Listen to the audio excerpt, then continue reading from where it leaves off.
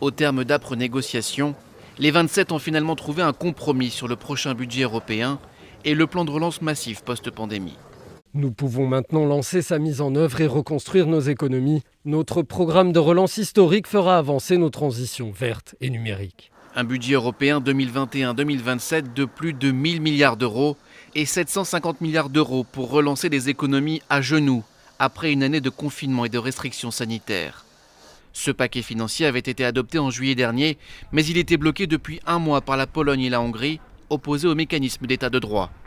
Ce dispositif conditionne l'octroi de fonds européens au respect des valeurs démocratiques, notamment l'indépendance de la justice et la liberté d'expression.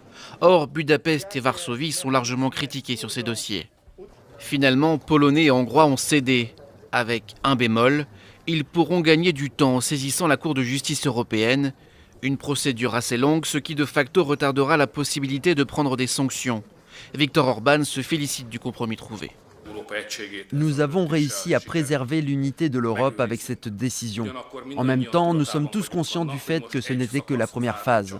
Il y a des propositions sur la table que de nombreux États membres, comme nous les Hongrois, n'apprécieront pas, comme la politique migratoire ou les mesures contre la famille prévues par Bruxelles.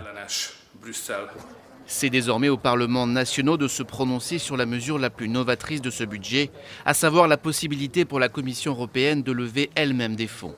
Une première qui donnera naissance à un endettement commun des pays membres de l'Union européenne.